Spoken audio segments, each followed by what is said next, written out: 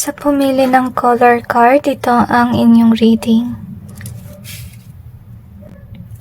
Tingnan natin kung ano ang regalo sa iyo ng Panginoon sa iyong kaarawan.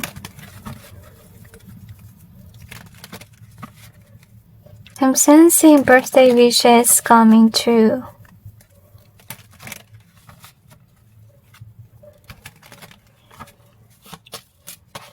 I feel na marami ka mga bagay-bagay na pinagsisihan noon. And I kinda like see na introvert ka as of this time kasi meron kang pinagdududahan na tao sa iyong buhay. I kinda like feel like whomever that is, parte nga siya ng masamang grupo. Hindi ka nagkakamali ng iyong hinala. I-clarify natin yung cards to gain more information. Okay, they asked me to cleanse first, so just go ahead and cleanse.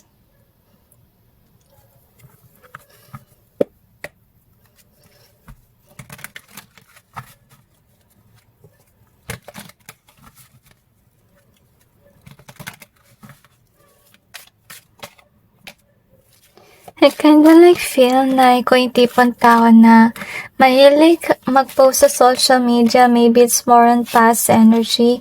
Pero I kinda like feel like you learned the lesson the hard way. Because you come to realization na merong ahas.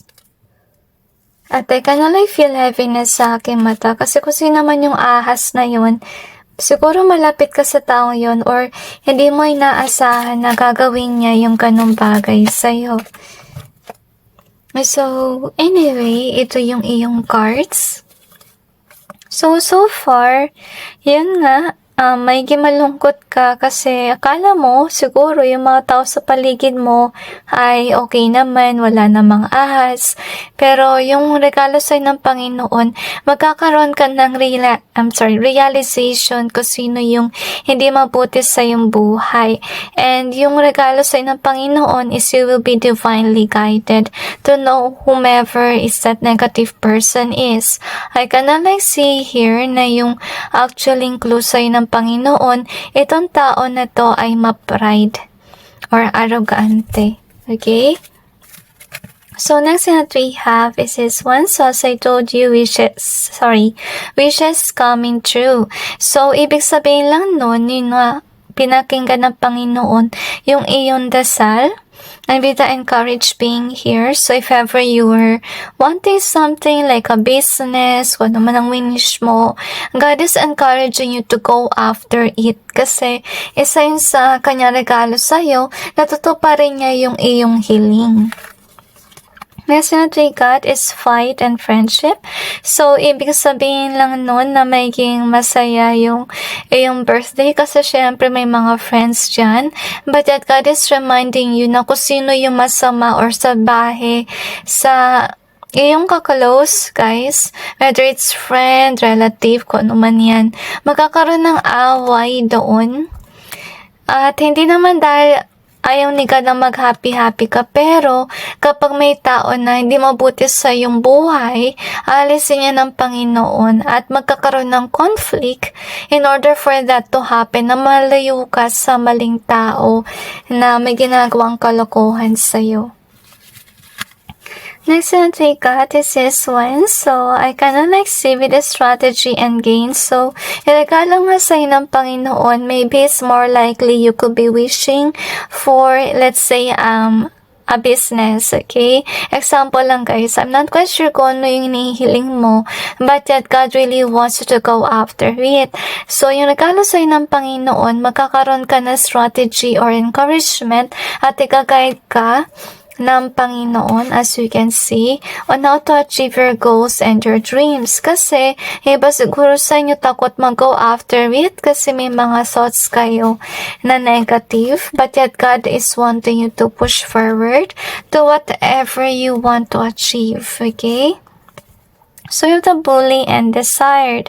So, another reason kung bakit magkakaroon ng conflict sa yung connection, kasi baka may nasabihan ka na, let's say, barkada mo or kaklose mo, tungkol sa yung mga balak na projects and so on, baka yung tao na yun, yung magiging hadlang, kung bakit hindi mo ina-achieve yung bagay na gusto mong makamit. Okay?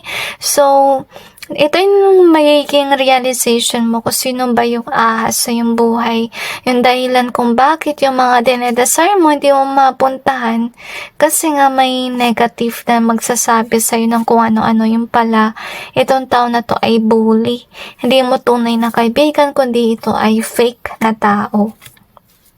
So, anyway, next na trikat, it says 1. So, you will be divinely guided kasi nga may pangarap kayo, guys. Pero di mo alam kung saan magsisimula. So, pag-ihat ka rin kasi may kakilala ka talaga na humahad lang ng iyong pangarap. Okay? At saka, yun nga, dahil nga doon na-stress ka, di mo alam kung sino yung papakinggan mong kaibigan, kamag-anak. Okay? So, ito yung dahilan kung bakit matututo ka on your own a way of thinking or decision making sa sarili mo. Kasi maybe you got used to tell people kung ano yung binabalak mo. At I kinda like feel na you will learn to actually have a decision for yourself. So, you have the worship being here. So, I kinda like see na yun nga, bibigyan ka ng encouragement ng Panginoon. Ipapakita niya sa'yo na kaya mo tumayo sa sarili mong mga paa. Kaya mo magnegosyo kahit mag-isa ka lang, kahit yung wala yung barkada mo, kamag-anak. Kasi, baka yung nangyari dito is, yung binabalak mong negosyo, gusto mo sana parte yun ng iyong barkada. Gusto mo sana na yung barkada mo, parte nun, or kamag-anak mo, pero with regards dito kasi sa story, ibig sabihin lang nun na magkakampanan kung yung hinihiling mo, pero kikilos ka mag-isa, wala sang tulong na yung barkada kasi first of all, magulo eh. Nagulo yung energy nila, ginugulo yung isipan mo, binibigyan ka ng negative comments, tapos sari-sari sila na opinion, syempre may hilo ka nun. So, ma-realize mo na might as well kumilos ka na lang mag-isa. So, you have the color here. So, ibig sabihin lang nun, baka magkaroon kasi ng argument with regards sa yung connection, guys. And God is wanting to know na it has to happen kasi ayaw ni God na patuloy kang nakikipag-deal sa mga tao na gumugulo ng yung isipan, hindi supportive sa'yo. You really deserve somebody na, talagang suwak sa'yo na mabuti at naiintindihan ka at napaka-supportive sa'yo. Hindi mo deserve yung somebody na may crab mentality attitude or napaka-deceitful yung energy. So, anyway, let's see what else do we have here. So, I kinda like see na may tao talaga na demanding yung vibe dito sa energy. So, we have the 10 in reverse. So, ibig sabihin lang may connection dapat na mag-ending. Pero, sa ngayon, yung energy ngayon, hindi mo pa na-let go itong taong ito. Parte pa rin siya ng iyong buhay. So, siya nga ay fake or plastic. Nagpapanggap ng kaibigan mo, kamag-anak, close sa'yo, pero plastic naman. So, you have the close. Speaking of closeness, guys. So, you have the 22. So, meaning manifestation.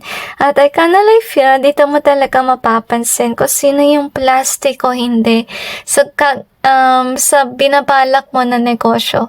Okay? Actually, ganun talaga, guys. Pansin mo pag umaangat ka, sa kalalabas yung mga ahas.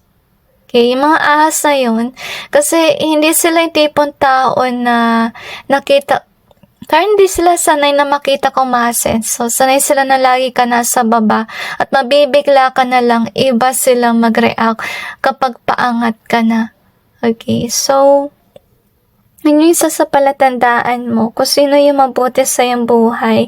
So, you have to use in either way. We also got the light here. And we also got this. So you do have a loving energy, guys. Okay? But sad to say with the use in either way, meaning lang nun, meron kang kaklose na user at saka hindi mabubuting mga tao. At I kinda like see here na ayaw ni God na you're dealing with them kasi syempre pag umangat ka na, yung mga users na yan, baka sila pa yung dahilan na madrain ka or mapunta ka uli sa mababa, diba? So, ilalayo ka ng Panginoon sa mga taong yan kasi you will deserve somebody who's loving like you, who is somebody of the light like you are. So, you also have the ginger in reverse. So, I kinda like see here as well na he will become introverted after you notice something. At I kinda like feel na mahirap yung pakiramdam kasi maiyak ka to realize the truth, honestly speaking. And anyway, i-clarify natin yung cards to gain more information. I kinda like feel mapapansin mo rin yung mga tunay na tao sa iyong buhay at hindi plastic, okay? I kinda like see na ma-realize mo rin kung sino yung kahaman sa pera versus the not, okay?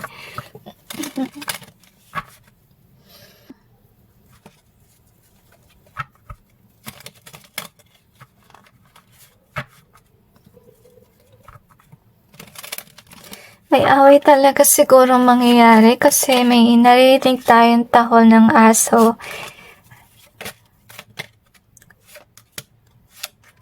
Okay. Nasense ko talagang totoo pa rin ng Diyos yung mga kahilingan mo kasi matagal mo na talaga yun inaasam.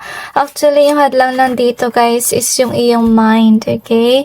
Kasi baka nangyari naman dito na gulong-gulo ka, humanap ka ng kaibigan na hingan mo ng payo, tapos yung pa yung tao na, you know, yung sasabihin ay magpapa-down lang sa'yo. So, talagang masakit yung mga pangyayari sa mga susunod na araw kasi kailangan mo magkaroon ng realization.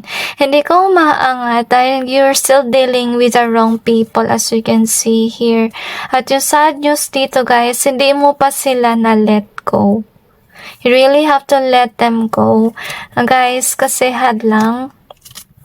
Yan nga, malulungkot ka. So, it will be like a blessing in disguise. So, umpisa talaga ito yung makikita mo, syempre, yung kalungkutan, you know, pero magkakaroon ka na realization in the future na mas okay pa, mas okay pala nang wala yung mga plastic na yan sa yung buhay. Kasi, you will come to realize na itong mga negative na tao na yan, yung dahilan kung ba't wala ka na-achieve, kung bakit walang pumapasok na opportunity.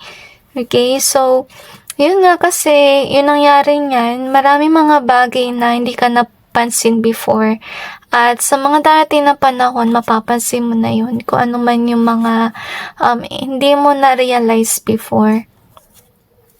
So, you also have this one. So, medyo sad yung mangyayari. Di ba siguro ito makakonsidera na, let's say, birthday gift. But yet, it's a blessing really in disguise. So, I have to be honest to you guys. Sa mga darating na panahon, magkakaroon talaga ng conflict.